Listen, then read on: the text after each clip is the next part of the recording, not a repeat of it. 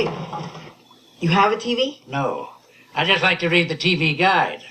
Read the TV guide. You don't need a TV. Television addict! Television addict! Television addict!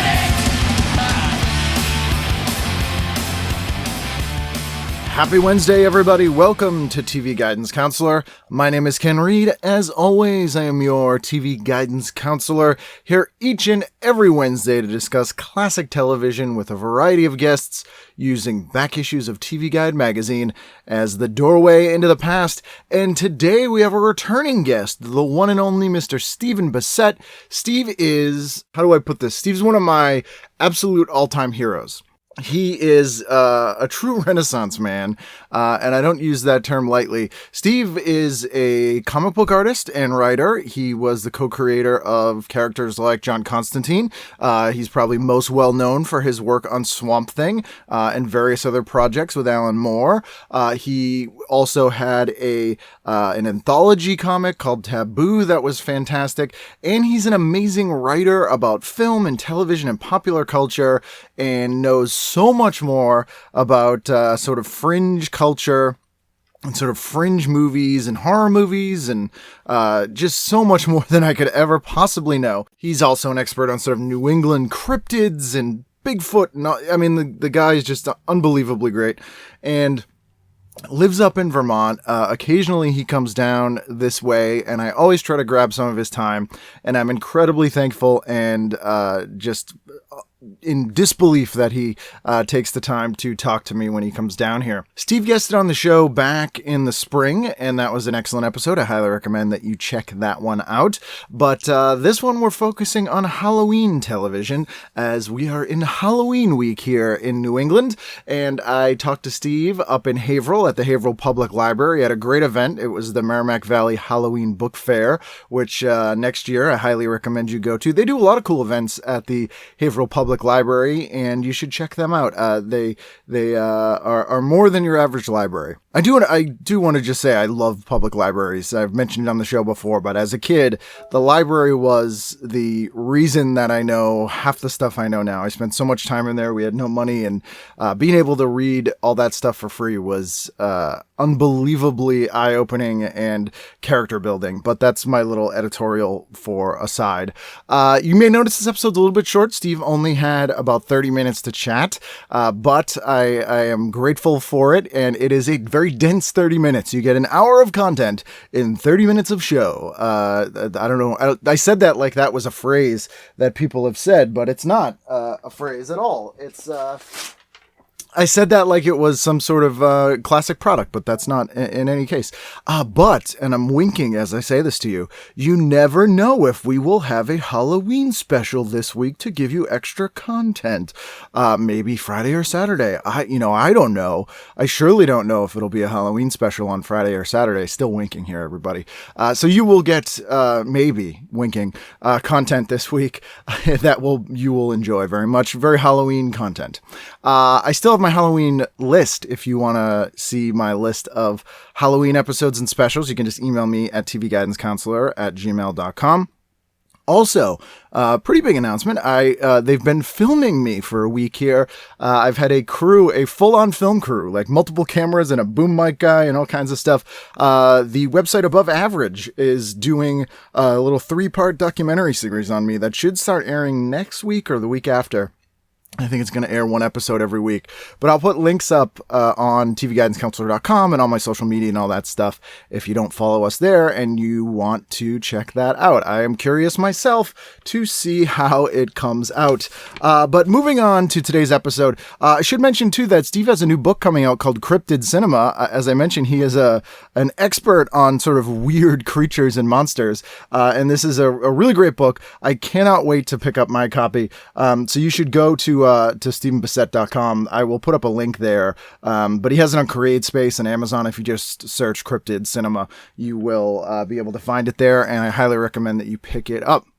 Steve also appears in the newly released Rawhead Rex Blu-ray that just came out from Kino Lorber, and it is a pretty fascinating little interview. It's about 20 minutes long, where Steve talks about the aborted Rawhead Rex comic adaptation that he was doing in Taboo, and his character designs, and talking to Clive Barker, and the Books of Blood, and he puts everything in context, and it's great. The disc is almost worth it for that interview alone. The movie has its issues, but is kind of an interesting curiosity. I think Barker has disowned it along with Transmutations, his other movie that was made by the same company, but that's an aside. But not too bad for Halloween viewing. It sort of has that Celtic Samhain air to it and vibe. So if you want to check that out, please do. Anyway, on to today's episode of TV Guidance Counselor, where I chat Halloween television with the one and only Steve Bissette. TV is my friend, and it has been always there for me in time of need. Mr. Stephen Bissette, how are you, sir? Thank you. Good to be here, Ken. Yeah, Thanks for having me. You're welcome. This is a perfect New England day today. It's like It is. It's gorgeous. This very is autumnal. Indian summer. I don't know about down here. We've had 1 or 2 nights of frost in Vermont. So Okay, that for us, seems this good. is Indian Yeah. summer. Yeah. But now it's like, what, going to be almost 75 today? Yeah, and we're like mid-October, but Yeah. it's like perfect Halloween weather. Exactly. And we're in Haverhill at the Haverhill Public Library for the Merrimack Valley Horror Book Fair. Yeah. And it's already packed, and it's early. This is Yeah. great. Yeah. I mean, it just opened, 10 Yeah, o'clock. yeah, so there was they like got a people great waiting to crowd. get in. So I gave you a little spread here of Halloween TV guides. I think I have like Okay. 53, 54, 55.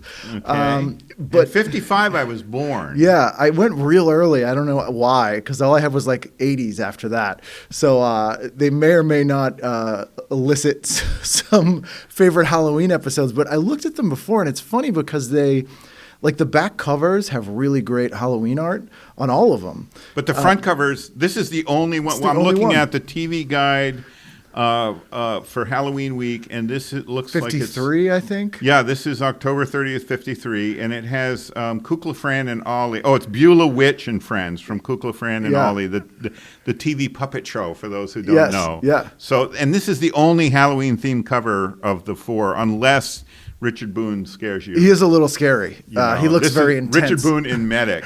Yeah. And I so- think that might be early 60s-ish. But that Kukla, Fran and Ollie one is great. The cover is great. Oh, it's beautiful. And the Phil Silvers one there has a cool Okay, this cover. one's from 55. So 55. I was 6 months old. So you weren't watching stuff at that point? Well, I did know who Davey Crocket was. I mean, it says across the top, Davey Crocket Rides Again, preview, see page 8. Yeah. And I remember I went through 2 cycles of the Davey Crocket mania.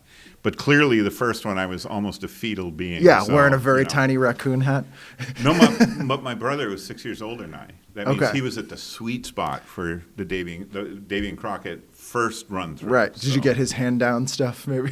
That was it. Yeah. Yeah. In fact, I think I ended up with Brother Rick's coonskin cap because Disney brought it back every like 5 years until Fess Parker did the Daniel Boone show. Right. And then they kind of backed off because like Like, we don't want he's to got promote this. Yeah. those guys, you know. So Speaking of Disney, like when I think of Halloween on TV, Disney weirdly kind of cornered the market, sort of, in like the 60s, 50s, 60s, 70s. They seem to be one of they the would only ones show, doing it. right. They would actually show. Well, they weren't the only ones doing it. It was typical that the TV series, as I was growing up, there were 2 or 3 holidays that usually the sitcoms Yeah. would have a show that thematically tied in with the season. So, you know, you'd have a Dick Van Dyke episode or a Green Acres episode or Yeah. something that would loosely tie in because, of course, they were always thinking about syndication Right. where it didn't matter anymore. So like the walnut ones with the aliens kind of work. Yeah, for yeah, Dick Van yeah, Dyke. and that's a great. That's a great episode, you yeah. know. The Dick Van Dyke show with the invasion of the body snatchers with the walnuts, Yep. that being the sign of the aliens had taken you over. Yeah. But you're right. The Disney show they had. They could always show the Legend of Sleepy Hollow cartoon. Yep. It was one of Fun and Fancy Free or Yeah. Make Mine Music. It was one of the anthology animated features they had done in the early 50s. So they would show that, and that's where I first saw it. It's great. I love it. Oh, yeah. There was also a made-for-TV version in 70s. With Jeff Goldblum, which is really good. He was the perfect Ichabod Crane. It's great, and no one ever mentions that one. I really like that one. Well, a lot of that stuff's lost now. I have a copy of that one. Oh, you do? Yeah, I'll get you a copy. Okay, I'd like to see it. Yeah. I will. I've been thinking about this since you contacted me. I am looking for copies of, speaking of Halloween and television, I remember David Suskind was a TV producer. Oh, yeah. And he did two, probably 1 hour, but they may have been 90-minute. And the one that I'd love to see again is Edgar G. Robinson as Daniel Webster in The Devil and Daniel Webster. Oh, nice. Okay. And Dick Smith did the makeup. So and you've seen the photos. Yeah, you mentioned it last time. When we got together last time, and I have since tracked down and purchased from eBay one of the network photos they had put out to promote it. Yeah. And part of the reason I found I was having a hard time finding it is it was one of those shows that was named after its sponsors. So Right. it was like Colgate. yeah, and I think this one was yeah. a shampoo manufacturer presents, You're right? And the other one was Dorian Gray, which I've never seen. Yeah, and you mentioned that one too, and I've sent out emails and to like Nobody's got that yeah, stuff. my It's guys that gone have it was probably shown once and never again. Yeah. And that stuff's gone out. Well, it's always the hope that, some UHF station has a 16 millimeter print of it that they got in a syndication package and forgot to mail back or, Yeah. whatever. Yeah. But it's rare that stuff now because all those UHF stations got bought and they threw everything away Oh, when yeah. they came in Yeah, and exactly. we can use this building for offices or whatever it is. Yep. I was never a huge Disney guy, but I love their Halloween stuff because they would do a special every year that would like combine that little cartoon with the nephews, Donald Duck and his nephews. Oh yeah. And then there was the Donald Duck one with the witch. Yep. There were a number of Donald Duck Halloween. And sometimes they would mix in one that sort of fit. Like I remember they'd show a Chip and Dale where Donald was operating a steam shovel. Right. And he was It's kinda tearing up scary. there. Right. And it became scary, Yeah, right, yeah. quote unquote, because the steam shovel was sort of a nominal monster. Right. But Donald's in charge of it, So sometimes, and I seem to remember one that had, who was the professor of the duck? Oh You yes, know who yeah. He wears the cap and he's the Professor. I can't remember And it he looked either. like Carl Barks Yeah. had invented him. Oh, Yeah, man, I this can't is remember his name this either. Is it. It's this early. is embarrassing. Someone Yeah, will this email is us. embarrassing. Yes, but I remember the one. And you're they talking did an episode where he sort of gave like a history of Halloween thing. Yes. And it was one of those where usually it was Ward Kimball doing the animation because it had that pseudo UPA cartoon look, Right. which was typically Kimball because he liked to experiment with the abstract shapes and Right. everything. So I love Dr. Syn. That's the my Scarecrow. favorite Disney thing. They Yeah, aired that yeah. on Halloween, I think, the first time they aired it. Yeah. Patrick MacGoohan is Dr. Syn. Now, Dr. Syn has a history in film. Because I didn't even know that. It was based on a series of novels, British novels. The writer's name, I think, his last name was Thorndike, and I think it was Russell Thorndike or, an abbreviation, middle name Russell, last name Thorndike. And it was a popular series of novels in England, and there was a early sound film with George Arliss playing the character I have to imagine from that's like terrifying. 1930. Well, it was those early British talkies, so Yeah. it's very stagey. Arliss, was a great actor for his period. Now it would seem pretty, Stiff or- affected, Right. But he's actually, a perfect Dr. Syn. And the one, I saw the Disney one first, and that was originally broadcast as a two-parter, Yeah, I they think. did it over two. And It's then- a full movie they did over 2 weeks. Right, Yep. and then they sort of cut it down and released it to theaters in, I want to say, the early 70s, because Yeah. it was pretty much a staple of their TV series. And that was a great The two-parter. character design is amazing, and for people that don't know, it's sort of like It's a s- Robin Hood Zorro-ish, but But like they're rural smugglers. England. They're yeah, smugglers and they're pirates. And Dr. Syn is a pirate captain who's basically insinuated himself into a community disguised as their local priest. Right. Or rector or whatever, A good guy. And he's still running the smuggling operation. So it had this real edgy vibe to it. And MacGoohan, I mean, No one yells I knew like him from MacGoohan. Secret Agent. Yeah. Well, Secret Agent was on TV at the time. Yeah. Now in Disney's history, MacGoohan had been in Three Lives of Thomasina. That, Oh, right. It was part of that line of movies they did, like Greyfriars Bobby, that had they were shooting stuff in England. They did a Robin Hood film. They did a couple swashbucklers, and they did Greyfriars Bobby, and then they did Three Lives of Thomasina, and Patrick MacGoohan was in that. Yeah. As the kindly father. Who That's a could be weird quite role for him. stern. Yeah. Well, it was stern, like yeah. the dad's the bad guy nominally Right. because, the cat's got to go, that Right, kind of right, thing. But I was old enough to see MacGoohan on Secret Agent, which was a show I loved but never understood. Yeah. And then, they came out on DVD, and I watched them again, and they're brilliant. And I see why I didn't get them. They're not made for 6-year-olds. Right.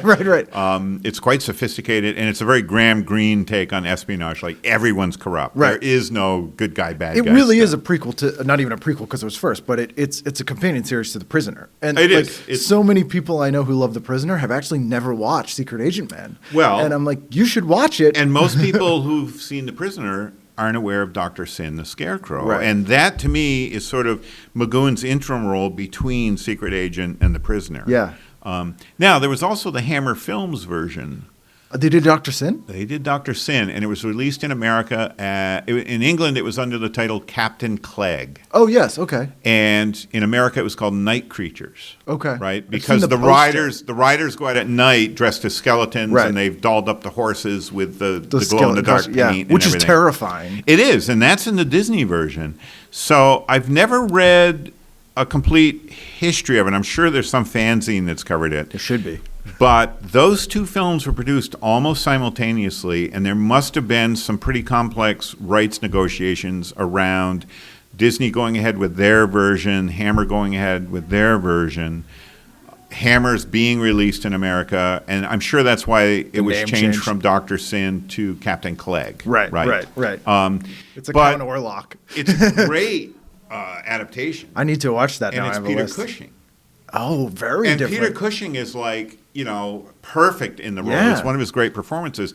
But MacGoohan is just as good. I mean, that's one of those rare Yeah. examples of the Disney version and the Hammer. I mean, who would think? Disney and Hammer I can't think of any other things they've both adapted. No, I can't either. I mean, off the in top of my MacGoohan, head. that voice he uses in the Scarecrow getup is yeah. horrifying, and it's just, it's one of those things that a lot of people who did catch it, because it's unfairly obscure, I think. Well, Disney released it in those early in DVD history, so this would be around the year 2002.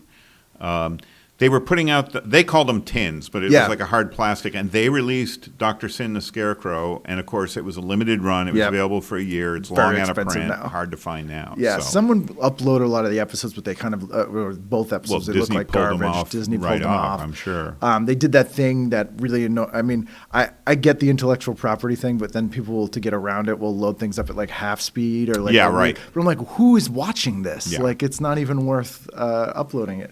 But I love that. I recommend that to people as like a Halloween thing if they can hunt And it I don't know down. if Disney showed that on Halloween or not. I think I'd have to. Oh, I've it got was- that yeah. big book that came out Oh. of the complete Wonderful World of yes, Color. everything So that I'll went- look it up after I get home. Because since then in you the brought it 80s, up. they did Mr. Boogedy, if you've ever seen that. Yeah, I didn't see them, but when I was researching, I was working with Chris Golden and Tom Snagowski, who are both authors here today at the book fair, and Chris Right. is one of the organizers, if not the organizer of the Haverhill Book Fair here.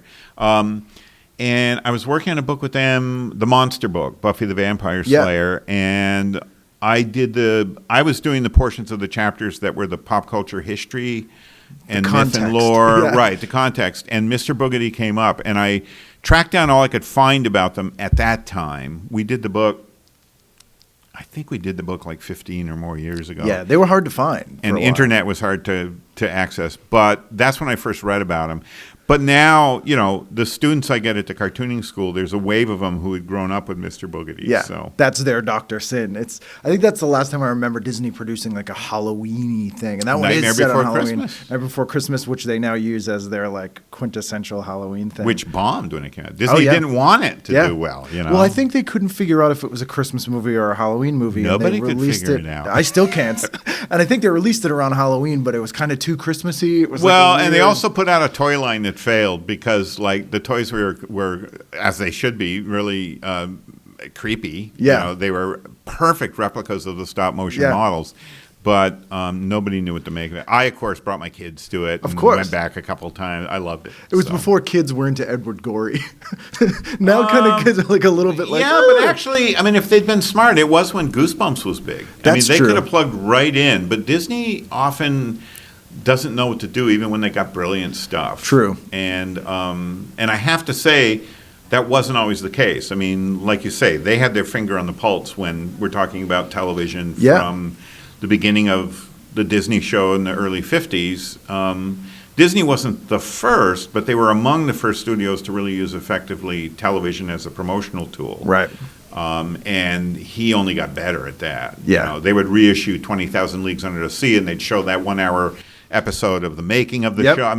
You had to see the movie after you saw that stuff. He did that corporate synergy thing before that was a thing. He was like, this is great. It all dovetails on each other. Yeah. Are there any like quintessential Halloween episodes or specials that you like Well, the Munsters and the Addams Family. Yep. Those hit TV in 63, 64. So I was the perfect age, 8, 9. That was right up my ballpark. And it was like Halloween every week with those two shows. Oh, yeah, absolutely. So, but in terms of quintessential Halloween episodes of a show, Red Skelton was a big favorite of mine growing up as a kid. I'd watch it every week. And he would always have like the best guest stars for the Halloween. And it would usually be Vincent Price, who was fun to watch in a comedy setting. And I was too young to have seen the Poe films, but I'd seen like The Fly. Right. On TV and some of the earlier films he'd done, like Dragon Wick for 20th Century Fox. So I knew he was a horror guy, and certainly from reading Famous Monsters. Yes, Price was on the cover of 3 or 4 Basil issues. Gogos paintings. Exactly. The late great Basil Gogos. And so Red Skelton was a favorite, and that's one most people wouldn't think of in terms of Halloween. But he would always have that episode tailored around whatever the time of year it was. So and the Halloween episodes were great. A lot of sketch shows did do a lot of Halloween stuff, even like Donnie and Marie and like it was Carol always, Burnett show. Yeah, right, exactly. SNL has some great. With Christopher Lee hosted episode is a favorite of mine. Yeah, and if you go back, I've only seen them on video bootlegs and now DVD collections. Like, Abbott and Costello on the Colgate Comedy Hour. Yes. They would do Halloween themed shows, and they would bring on Glenn Strange and the Universal Monster makeup and stuff. So, the comedy shows are probably what come to mind first. Second would be, I think some of like the Irwin Allen shows, like Voyage to the Bottom of the Sea or Lost in Space. It wouldn't have a Halloween tie-in, but they'd make sure they had a monster on that week, sort of thing. Right. There's a Star Trek. Yes, that is Cat's Paw. Yes. And that was great. Because it's a backdoor pilot kind of, too, for that weird secret agent who has a girl that's a cat.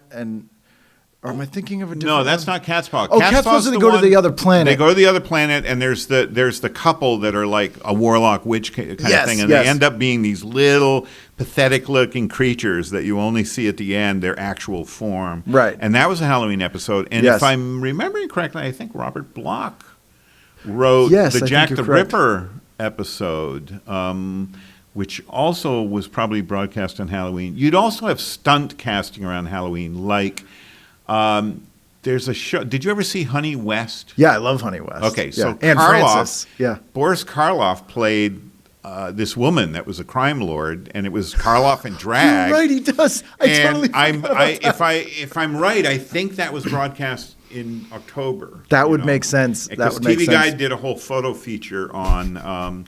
And you would also tend to, like, even the sitcom shows like The Lucy Show or whatever incarnation of Lucille Ball was, they would tend to have the episode that, Janice Prohaska would be playing a gorilla or a monkey or and they'd have some sort of man in suit, right? Some animal or creature element to it. Because in looking in those early 50s ones, I was surprised because even one with a cover of Halloween and all the back covers have Halloween. There's not much. There's maybe one show each Halloween night that has some sort of Halloween content. One of them is like Mr. Peepers, which does a Halloween episode. One of them is like Burns and Allen, and it's kind of just like on Halloween night, he entertains kids with a story. It's like... It doesn't really fit. And you also have the problem, like I'm looking now at the Kukla, Fran and Ollie, which has an entire entire article, Beulah Witch's Halloween, about their Halloween show tie-in. But Halloween that year fell on Saturday, right? Which is the biggest deal for kids. Well, yeah, but it also means that there's not a lot of prime time. Saturdays where Jackie Gleason had the prime spot. Right. I'm actually looking at the evening of October 31st, and this would be from 53. So it's all game shows, and, here's Make Room for Daddy. Danny Thomas stars as a successful entertainer striving to give more time to his family. We don't have a clue whether this could be anything. However, Ethel and Albert dons a pumpkin head for Halloween and soon discovers it won't come off. Yeah, which I can tell you exactly every second of what happens in that, having never seen it. Right. Even though it's from 53. Right. But the 53, they don't have, Shock Theater wasn't released till 57. Right. So there's no horror movies that night. They're not even playing any mystery movies that night. And it's kind of before they figured out teenagers like horror movies. Well, except for Channel 10 was smart enough to show Devil Bat's Daughter at 12:40. Nice. Was it 1930 something movie?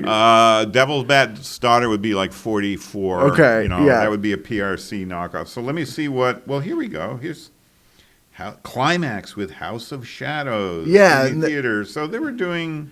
kind of old dark house movies and sort of mystery stuff. This is actually the week before Halloween. You got to live up to it. You've let me down. I'm sorry. You've let me down. One of them does have an article about Elizabeth Montgomery, which is kind of funny. It's like a big article. For Bewitched. No, pre-Bewitched. It's kind of like she's this young ingenue and she's going to be huge. And it's kind of appropriate and ironic that it's in the Halloween issue because Bewitched always did a Halloween episode every year. I always love those. Okay, but here we go. All right, I'm looking at TV Guide now from 55, I think that might be. Phil Silver's on the cover. This one's 55, yeah. And on Wild Bill Hickok, the Western show with Guy Madison and Andy Devine, the episode for Halloween night, The Monster in the Lake. Nice. People living near Medicine Lake are terrified by a monster that appears from it. I'm willing to bet it was a fake. It's probably smugglers trying to throw them off this trail of them hiding gold near the lake or something like that. There you go. However, the anthology drama shows, no horror element or mystery element, and Topper is about as spooky as it got. Yeah. The ghost comedy. Science fiction theater, The Watermaker. Yeah, this just isn't Halloween-y at all. So Wild Bill Hickok was the big most Halloween. Oh, man. Do you have a favorite costume you had as a kid? Do you remember the best Halloween costume you ever had? Were you a big Halloween kid? Yeah, we did Halloween. No, my biggest memory of Halloween masks and costumes isn't what I wore. It's that my mom... and I don't know if it was my costume or my sister's costume. One of us had a leopard costume. Oh, okay. With a plastic mask. Yeah, and like my mom peeked down from the stairs wearing the leopard mask, and my younger sister, Kathy, went bananas, like it terrified her. So that's my most vivid memory of... Now, my most vivid memory of Halloween is the sort of pack activity of... I grew up in Duxbury, Vermont, small...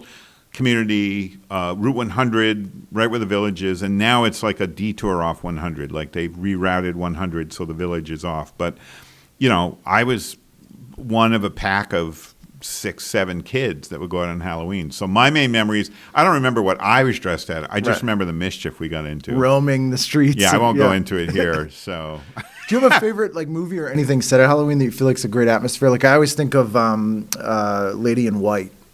Or has that Lady in White 50s Halloween? is a great one. And the one that Meet Me in St. Louis, Manelli, the director was, Manelli was the director. and it's with Judy Garland and so on. But that has a great Halloween sequence. You're right. Yeah, I you know? totally And it's forgot about very that. because the emotion in the story at that point in time. It's very angst-filled Halloween. It's Right. not romanticized much. I'd have to say John Carpenter's Halloween. Yeah. I mean, I saw it when it opened. I was visiting a friend in California. I was going to cartooning school at that time, or I just graduated, 78 probably, just graduated, and it was fun seeing that with an audience for the first Yeah. time. I wasn't that impressed with the film. I was like, oh, this is Leatherface from Texas Chainsaw Light. Right. But seeing it with an audience and then seeing how it took off. I mean, that movie, it rolled out slow. You know, people think now, the way films are distributed now, people think, Halloween must have been a huge hit, but it 3,000 theaters. I was like, well, no. it moved its way across the Yeah. country slowly, and I saw it in California visiting a classmate from the Kubert School, and it didn't make it out to the East Coast for weeks, months. I Wow. don't know. It took a little while. you That know. does have a perfect atmosphere. Like, it just feels yeah. right. Oh, yeah. Yeah. Yeah. And it's that weird thing when you go in California because the houses from the end are right off Hollywood Boulevard. And you're on Hollywood Boulevard and you take a right and it's like this New England suburban street all of a sudden. It's really bizarre. Yeah. And it was. I'm trying to think though. Before that, I mean, Halloween always meant, especially once I had a license, it was the drive-ins all had dusk to dawn shows, Right. And you never knew whether it was going to be rainy or cold or crappy. But the mosquitoes were gone by Perfect. end of October, and doing a dusk to dawn show meant minimum of 4, sometimes 5 movies, and Right. they would all be horror movies. So, like Night I of the was Living in Dead heaven. was a staple. Not till later, actually. Yeah. Night of the Living Dead usually came around to the drive-ins build with movies like The Groove Tube or Reefer Madness. Okay, so that kind of Right? ironic. The Halloween season was kind of owned by American International Pictures, and they would roll out whatever their new release was, Right. or Corman with New Horizon. Right. So, I would get to see 3 or 4, New Horizon, not New Horizon, New World pictures, at that time. So, or, just the weird stuff that would pop up around Halloween, like the Living Dead show, which wasn't Night of the Living Dead. It was 3 imports that they retitled. So it was Curse of the Living Dead, Okay. House of the Living Dead, Revenge of the Living Dead, and they were all, one was from Spain, one was Mario Bava's Kill Baby One's Kill. the Blind under Dead a new movies with title. the Templars. Is that one of them? No, that was Okay. another time. The other Living Dead one in this was the Murder Clinic was the original English title. Okay. That's how you'd see those Right. those Weird import Gene films. Roland movies or Yeah, something. yeah. with it, Well, but that was even too sophisticated. Okay, for, Zombie Lake these is too would be- sophisticated for everybody. exactly. Yeah. That's too ritzy. So, I mean, I always try to make like a playlist of the night, and I'll show like the dancing skeletons of the Oh, Disney yeah. cartoon, Yep, and yep. these weird shorts tend to come up a lot. Like even some of the Betty Boop stuff and Oh, the some of Fleischer those are stuff. great. I mean, the Betty Boop Fleischers would be ideal. Yeah. Especially you go with Mysterious Moe's or Right. not Sleeping Beauty. Snow White. Yes. is the best Betty Boop Halloween cartoon you could possibly show. Which is again why I love Dante's "It's a Good Life" from the Twilight Oh, Zone yeah. movie, because it manages to sort of combine those things in that amazing way. And I think if I associate anything with Halloween season, it would be during my college years, we sort of dumb lucked into. I was at Johnson State College for 2 years in Johnson, Vermont, tiny college, way upstate. And one Halloween season, this guy showed up. He wasn't a Johnson State student, but he was a long hair, showed up. He was a film collector. And in the trunk of his car, he had 16 millimeter prints of the Twilight Zone. And we did a 24-hour marathon, fantastic. right? Yeah. I had the keys to the Bentley Science Hall. We had 2 projectors, and we just spread the word on campus. And it was a tight enough campus that just spreading the word had people coming in all day. Right, right. And that was before TV stations were doing The marathons Twilight Zone and stuff. marathons Yeah. and so on. So Yeah. that was like, whoa, that was like heaven. Mind blowing. Yeah, I mean that was always a staple. The stations would show Night of the Living Dead. Boston's TV 38 always showed Friday the 13th on Halloween. which See, that doesn't make stuff any was sense. verboten on Yeah. TV when I was a kid. Yeah. I mean, we never would have seen anything remotely like that. Yeah, which those doesn't films make didn't sense. exist. And Night of the Living Dead, that was still considered, pretty Extreme. taboo busting and extreme, in 72, 73. So. Right. Well, thank you so much for doing this. I know My you're going great to hop back pleasure. to your Yeah. table, and we'll get And plenty of thanks things for to the watch for selection Halloween. of TV guides. You're So- welcome. Sorry they were slightly disappointing, but it sounds like TV They then weren't was slightly disappointing. I mean, Kukla, Fran and Ollie really pushed the old buttons, Ken. Yep, So yep. you came through with that one. Great. So. Thank you. This is a pleasure. Thank you. Oh, baby, I see you in my TV set. Yeah, baby, I see you in my TV set. I cut your head off and put it in my TV set. There you go. Stephen Bissette, again, the knowledge in that man's brain puts me to absolute shame. I could just listen to him talk all day, and if he permitted me, I absolutely will. Excellent writer. His artwork is fantastic. I picked up a copy of David J. Shaw's Outer Limits companion that Steve was selling at the show, and Steve drew an amazing little Zanti Misfit for me. He drew the one with the beard, because you have to. I mean, that is the better of the two. And I could talk Outer Limits and Twilight Zone and just all day. If you want to email me, if you'd like to email me, you can do so at tvguidancecounselor@gmail.com or at ken@icanread.com. icanread.com, of course, being my stand-up comedy page where you can see dates for upcoming shows. I'm going to be hosting for Dana Gould at Laugh Boston next month, so that's 4 shows. That'll be very fun. I always like hanging out with Dana. I'm going to be doing my show at the New York Comedy Fest on November 7th down in New York City if you're down there. And there's more shows coming up, so just check there. You can also buy TV Guidance Counselor merchandise there. So if you'd like a t-shirt or a pin or anything like that, go on there, and it is a huge help to the show, and you get something cool. Or if you don't want something cool, or maybe you do, you can go to our Patreon. Just go to patreon.com/TV Guidance Counselor. You can give $1 a month. You can give $10,000 a month. You can give nothing. If you like to help support the show, it goes towards web hosting and equipment and travel and all the kind of stuff that I don't mind paying for, but it does help if people want to contribute a little bit. It is much appreciated, and I also appreciate you just listening, even if you donate nothing. Just the fact that you're here means a lot to me. So have a fun Halloween. Make sure you subscribe to the show, because I'm winking again, everybody. You never know when a Halloween or other special episode might come out, maybe on a Friday or a Saturday. It could happen this week, but I don't know. So make sure that you subscribe to the show, because you will miss an episode if you don't do that. And thank you so much for all the reviews and ratings. I read them all. There's been a couple of great ones up there on iTunes recently, and I do heed your feedback and do my best to incorporate it. The best that my tiny little brain can do. I have been really making a concentrated effort to not talk over people. I tend to get a little excited. I try to not tell the same stories over and over again, which is something that annoys me on other podcasts for sure. When I do, I try to cut them out of the episodes.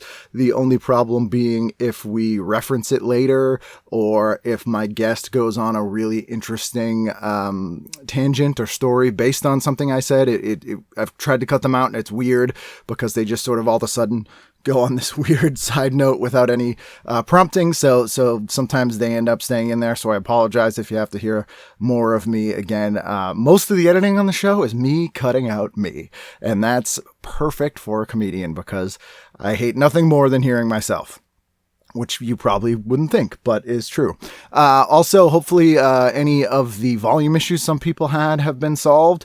Everything always sounds fine to me on this end, but people listen in a wide variety of places and a wide variety of formats and devices. So I have consulted some radio friends about mastering for all sort of vehicles and some literal vehicles, because people listen in the car. So hopefully that has been working out for you as well. So like I said, I really appreciate your feedback. I always try to address them, make adjustments, take them to heart, and I appreciate you listening. And we'll see you again next time, at least on Wednesday, but winking, maybe Friday or Saturday for a Halloween special on TV Guidance Counselor.